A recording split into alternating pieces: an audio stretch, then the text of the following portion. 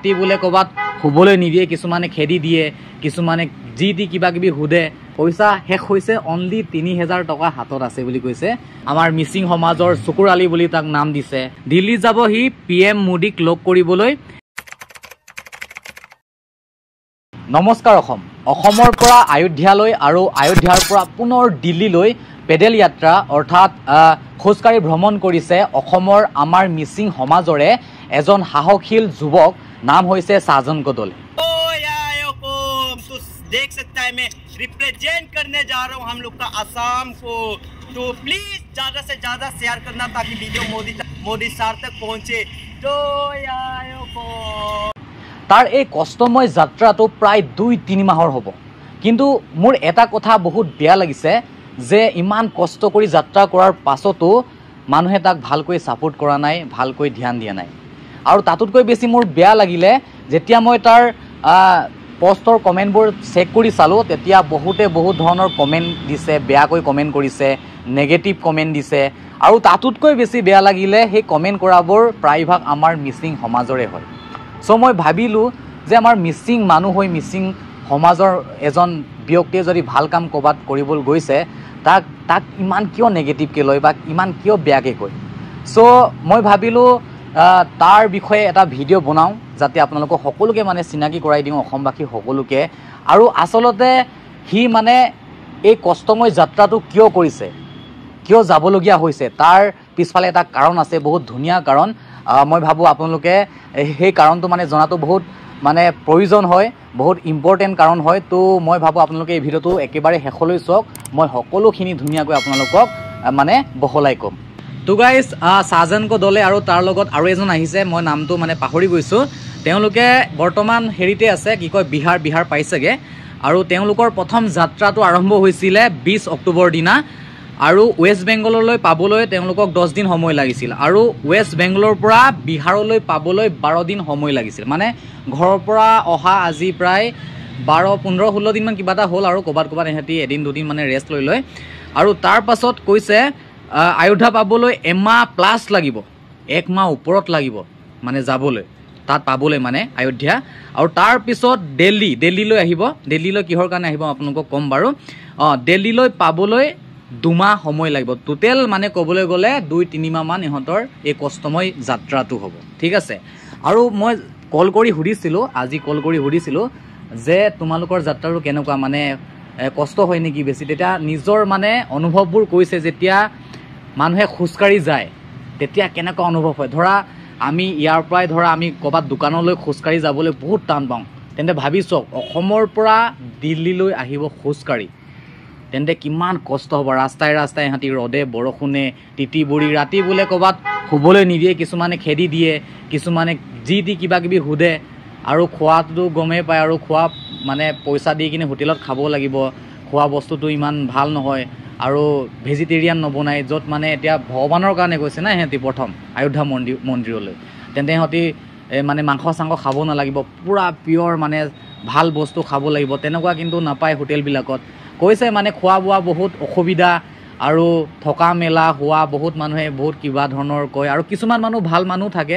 য'ত ইহঁতক কেতিয়াবাই চাহ খুৱাই দিয়ে, ভাত খুৱাই দিয়ে, তেনেকৈ মানে যাত্ৰা আৰম্ভ কৰিছে। আৰু মই আৰু এটা কথা সুধিছিলোঁ, তোমাৰ হাতত পইচা কেইটকা আছে এতিয়া বৰ্তমান, আৰু ঘৰৰ পৰা কিমান টকা লৈ আহিছিলা। তেতিয়া কৈছে যে ঘৰৰ পৰা তাৰ মানে নিজৰ 10,000 টকা আছিলে বুলি কৈছে, আৰু পৰিয়ালে কিবা কিবি দিয়া মানে টোটেল মানে 15,000 টকা লৈ কিনে আহিছিলে। এতিয়া অনলি বিহাৰ পাইছেহে, কিন্তু পইচা শেষ হৈছে, অনলি 3,000 টকা হাতত আছে বুলি কৈছে। মানে মোক বহুত কান্দি কৈছে, আৰু কৈছে যে মোৰ পইচা নাথাকিলেও একো নাই, মই খুজি মাঙি হ'লেও মই পামগৈ মোৰ নিজৰ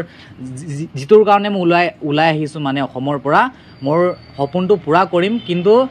মানে মোক মানে ৰাইজে, মিচিং সমাজে নহয় গোটেই মানে অসমৰ ৰাইজে মানে ছাপোৰ্ট কৰক। কিন্তু মানে কিছুমান মানুহে দেখিছোঁ মানে বেয়া কমেণ্ট কৰে, কিছুমানে বেয়া গালি দিয়ে, ক'ত গৈ আছ কি, অসমৰ আমাৰ মিচিং সমাজৰ চকুৰ আলি বুলি তাক নাম দিছে। সেইটো মানে বহুত বেয়া, সঁচাকৈ হয়, কাৰোবাৰ লগত তুলনা কৰিব নালাগে বাৰু, যে আমাৰ মিচিঙৰ চকুৰ আলি বুলি ক'ব নালাগে। সেইটো মানে বহুত বেয়া, মানে মানুহৰ আঘাত পায় মানে মনত। চ' সি যদি ভাল কামত গৈছে তেন্তে আমি সকলোৱে মানে ছাপোৰ্ট কৰিব লাগে তাক, হয় নাই। আমি ধৰা এতিয়া চোৱা তাৰ মানে পইচা পাতি নাইকিয়া হৈ গৈছে হয় না 3000 টকাহে পইচা আছে বুলি কৈছে এতিয়া বেংগলোৰ পাবলৈ কি কয় ৱেষ্ট বেংগল পাবলৈ আৰু দিল্লী পাবলৈ কেনেকৈ পাবগৈ তেন্তে আমি সকলোৱে তাক সহায় কৰিব লাগে মানে সহায় মই কোৱা নাই যে আপুনি তাক পইচা দিব লাগে বুলি কোৱা নাই কিন্তু মই এনে অনুমানিক এটা কৈ দিছোঁ এটা মানে অংক কৰি দেখুৱাইছোঁ আপোনালোকক কেলকুলেশ্যন কৰি দেখুৱাইছোঁ যে তাৰ ধৰা চেনেলত 15000 মানে ছাবস্ক্ৰাইবাৰ আছে তাৰ ইউটিউব চেনেলত সবে যদি এটকা যদি পইচা দিয়ে তেন্তে কিমান হ'ব 15000 টকা হ'ব আৰু সেই 15000 টকাখিনিক লৈ সি মানে ধুনীয়াকৈ ভ্ৰমণ কৰিব পাৰিব মানে মই ভাবোঁ মই কোৱা নাই যে আপোনালোকে দিবই লাগিব সেইটো কোৱা নাই কিন্তু মই ভাবোঁ সকলোৱে ছাপোৰ্ট কৰিব লাগে যোনে যিমান পাৰে এটকা 2 টকা 3 টকা কাৰণ ভগৱানৰ নামত গৈছে না ভগৱানৰ কামত গৈছে চ' ভগৱানৰ কামত যোৱা মানুহক সহায় কৰিব লাগে বুলি কয় চ' গাইজ প্ৰথমতে মই ছাজানকক কল কৰিলোঁ কল কৰাৰ পাছত গোটেই ইনফৰ্মেশ্যনখিনি ইয়াত লৈ ল'লোঁ তাৰপিছতহে মই এই ভিডিঅ'টো লৈছোঁ মানে বনাইছোঁ মই ক'লোৱে প্ৰথমতে সি যাব আয়োধ্যা মন্দিৰত পূজা কৰিবলৈ তাৰ পাছত সি দিল্লী যাব মই আপোনালোকক কৈছিলোঁ দিল্লীত কিহৰ কাৰণে যাব শুনক দিল্লীত যাব সি PM মোদীক লগ কৰিবলৈ আৰু অমিত শ্বাহ আৰু ৰাষ্ট্ৰপতি মেডামক মানে লগ কৰিব য'ত মানে আমাৰ অসমৰ উন্নতিৰ কাৰণে আমাৰ অসমৰ ডেভেলপৰ কাৰণে মানে কথা পাতিব যেনে আমাৰ ধৰা আমাৰ অসমত এতিয়া কি কয় কাৰখানা নাই ধৰা মানে কি কয় কোম্পানী নাই যাৰ বাবে আমাৰ অসমৰ ল'ৰাখিনি এতিয়া কাম বন নাইকিয়াকৈ ঘূৰি ঘূৰি থাকে মানে নিবনুৱা এটা কথা ক'বলৈ গ'লে নিবনুৱা হৈ থাকে গোটেই মানে কাম বন নাই মানে যি টি কৰি থাকে আৰু ডিপ্ৰেশ্যনত থাকে আৰু কাম নথকাৰ ফলত মানে তাত কোম্পানী নথকাৰ ফলত মানে অসমৰ ল'ৰাখিনিয়ে আহি কিনে ভাৰত মানে অসমৰ বাহিৰত আহি দিল্লী মুম্বাই বেংগলত আহি কিনে মানে কাম কৰিবলগীয়া হয় লোকৰ কথা শুনিবলগীয়া হয় লোকৰ গালি শুনিবলগীয়া হয় য'ত কম পইচাতে মানে চাকৰৰ নিচিনা কাম কৰি থাকিবলগীয়া হয় মানে মুঠতে মই ক'ব বিচাৰিছোঁ যে আমাৰ অসমত মানে কাম বন নাই সেইবাবে আমাৰ অসমৰ ল'ৰাখিনি আহি কিনে মানে বাহিৰত কাম কৰিবলগীয়া হয় তাৰ বাবে সি গৈছে PM প্ৰথমতে আয়োধ্যা মন্দিৰত মানে পূজা কৰিব তাৰপিছত PM মোদী ৰাষ্ট্ৰপতিহঁতৰ লগত মানে কথা পাতিব বুলি কৈছে আমাৰ অসমৰ উন্নতিৰ কাৰণে য'ত আমাক কোম্পানী লাগিব ভাল মানে আমাক কাম লাগিব চাকৰি লাগিব ভাল চাকৰি লাগিব যাতে আমাৰ অসমৰ ল'ৰাসকলে মানে উঠি অহা প্ৰজন্মই যাতে মানে নিবনুৱা হৈ মানে থাকিবলগীয়া নহয় আৰু অসমখন এৰি নিজৰ দেশখন এৰি মানে বাহিৰত আহি কিনে লোকৰ আণ্ডাৰত কাম কৰিবলগীয়া নহয় তাৰ বাবে সি মানে গৈছে মানে PM মোদীকো লগ কৰিবলৈ তাৰমানে ঠিক আছে যাব তাৰমানে এতিয়া আৰু এমাহ দিন বাকী আছে ভাবিবলৈ গ'লে এইটো বহুত ভাল কাম কৰিব গৈ আছে প্ৰথমতে ভগৱানক পূজা কৰিব হয় নাই তাৰপিছত আমাৰ অসমৰ উন্নতিৰ কাৰণে কিমান এইটো ডাঙৰ শব্দ চাওক আমাৰ অসমৰ উন্নতিৰ কাৰণে সি মানে গৈছে PM মোদীৰ লগত কথা পাতিবলৈ ৰাষ্ট্ৰপতিৰ লগত কথা পাতিবলৈ তেন্তে ভাবি চাওক তাৰ মানে সপোনটো সফল নহ'লেও যদি সফল হৈ যায় তেন্তে ভাবি চাওক কিমান ডাঙৰ এটা উন্নতি আহিব চ' কিছুমানে যে কমেণ্ট কৰে যে তেনেকুৱা তই বেয়া চকুৰ আলি হয় আমুক তামুক তেনেকৈ কি আমি তোক ছাপোৰ্ট নকৰোঁ কিন্তু তাৰ পিছফালৰ গোটেই কাহিনীটো বুজি পাব লাগিব তাৰ পিছতহে মানুহক মানে জাজ কৰিব লাগে মই ভাবোঁ তাৰমানে ঠিক আছে আৰু মোৰ ফালৰ পৰা মানে মই মানে মোৰ ভুল হ'ব পাৰে কিন্তু আমাৰ অসমৰ মিচিং সমাজৰ প্ৰথম ব্যক্তি চাগে আমাৰ মিচিং সমাজৰ প্ৰথম ব্যক্তি চাগে যিয়ে মানে খোজকাঢ়ি অসমৰ পৰা